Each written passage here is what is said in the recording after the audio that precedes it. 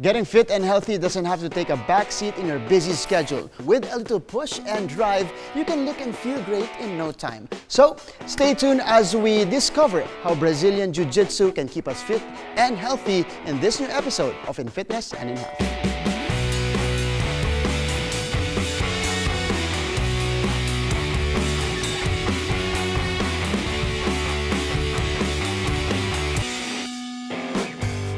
Learning martial arts is a perfect way to gain strength and agility. And as a martial art, Brazilian Jiu-Jitsu requires a whole different set of skills. It's excellent for self-defense, increasing your flexibility, and boosting your muscular strength. But what is it that makes Brazilian Jiu-Jitsu unique from all other martial arts? So we have here Coach Ram to teach us the basics of Brazilian Jiu-Jitsu. Coach Ram, thank you for having us here. Thank you. So, Coach, what have you been up to lately? This year, I had a couple of competitions. Okay. But mostly, since like yung time ko, teaching. So, how did it all start for you? Actually, nag-start to, I think, 2008, I watched an MMA fight. I think it was BJ Penn. I had 5 amateur fights. 2012, I found out my friend was training Jiu-Jitsu. He invited me, and then... Precious history. Cheers, yes. And I also understand there are different types of Brazilian Jiu-Jitsu. Can you enumerate or can you tell us a bit more about those? I think basically 2 types. I think it's gi and no-gi grappling. How do we benefit from the sport? Oh, I think yung Jiu-Jitsu kasi is more of a mental exercise than physical. Me with the gi, you have to think sa lahat ng moves mo. If you grip something, dapat may purpose yun. If your opponent does this, isipin mo, ba't niya ginagawa niyo? You have to respect yung grips niya. Does he want you to move this way or react and then goes the other way? Jiu-Jitsu originated from Japan, but it traveled all the way to Brazil, which gave birth to Brazilian Jiu-Jitsu. It is a grappling sport that mainly focuses on groundwork and your fighting skill rather than your size. However, its difference from other grappling sports like judo is that the only way you can win is through submission. Can you teach me the basics now of Brazilian Jiu-Jitsu? Oh, basically, merong 4 basic principles of Jiu-Jitsu, which is first, you have to close the distance. Okay. When you close the distance, you have to get the clinch. So, kailangan mo i-control mo yung person.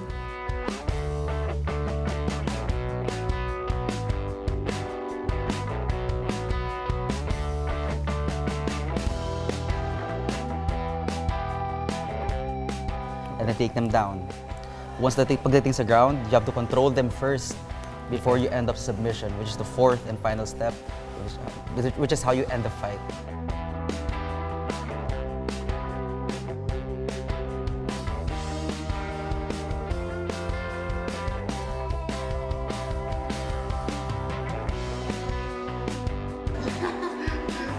Take it over though.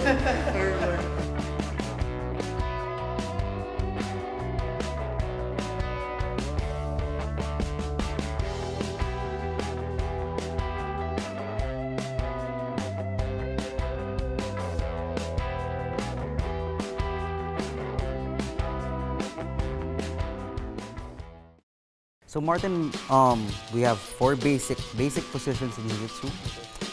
First one is yung most common para sa lahat for me is yung side mount, which is where nakapatong ka sa side, which is named as side mount.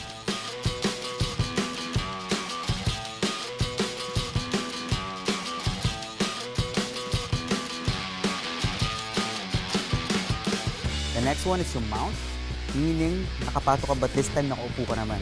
It says partner mo.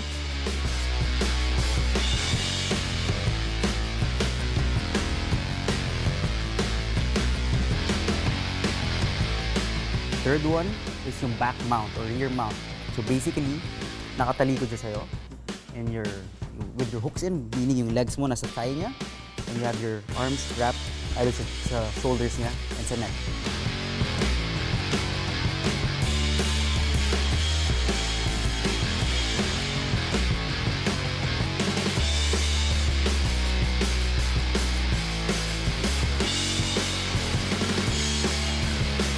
Last one, 4th one, favorite ko, is yung guard. Meaning, nakahiga ka, and you use your legs to control yung distance nyo ng opponent or partner mo, which is guard.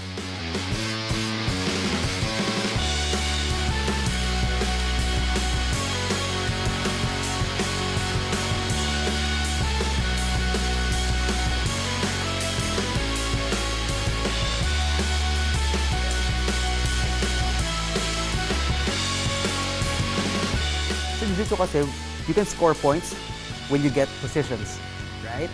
When you pass yung guard, that's 3 points. When you get the mount or yung back mount, that's 4 points. But the goal is always submission, eventually. So it doesn't matter kung lamang ka or lamang ako sa'yo. But once you get me in a submission, he locks, arm bars, chokes, and I tap, it means you win. Eventually, yun yung goal. You control to get in submission. So Coach, now that we've learned the basics of Brazilian Jiu-Jitsu, paano naman to maka-apply, like sa normal people like me, how do we, apply the learnings in our everyday life? So as I said kanina, para sa akin talaga yung Jiu-Jitsu is more problem solving, right? Okay. It teaches you how to think. For example, dami nangyayari. Nasa side mount ka, everything's going bad. Kailangan mo na hanapin yung root cause or isa-isa mo siya tatanggalin. Fitness-wise, Coach? Fitness-wise, totoo lang, if you get into Jiu-Jitsu, yung fitness is secondary. Nagugulat ka na lang, you're getting fit because you're putting in more rounds. Ganun siya kasi And also, figuring Coach, if you want to get serious with Jiu-Jitsu, you're forced to let's say you want to get stronger, you're forced to train on the side as well. Especially when you compete. Dapat supplementary yung training mo. So again, it forces you to change your lifestyle. Okay. Thank you, Coach. Thank you so much. You're welcome. Thank you for having me.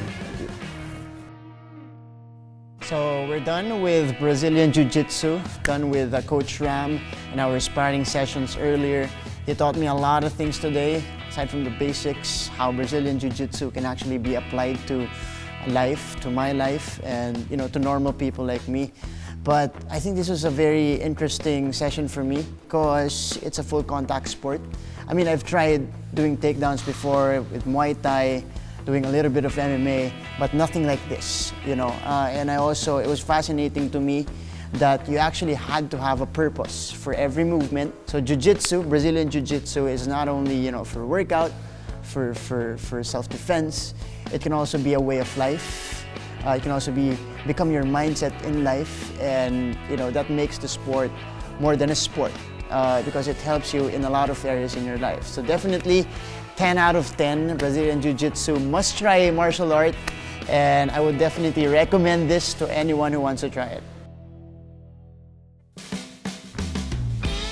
While knowing that Brazilian Jiu-Jitsu is a good self-defense technique, there's no better protection for your body than keeping it healthy and energized. And since Brazilian Jiu-Jitsu can be quite intense to the muscles, you will need to rebuild the broken tissues by fueling them with healthy meals. Like with this matcha green tea pancake, that is an ideal meal within 2 hours after your workout. Post-workout meals are important because it provides you with the proteins that helps repair your muscles and carbohydrates that replenishes your energy. So there you go, guys, another fun and exciting way to not only keep fit and healthy, but also safe through Brazilian Jiu-Jitsu. So if you think your friends or anyone would appreciate this type of activity, do not forget to share this video with them. So join me again next time as we go on a fitness journey in fitness and in health.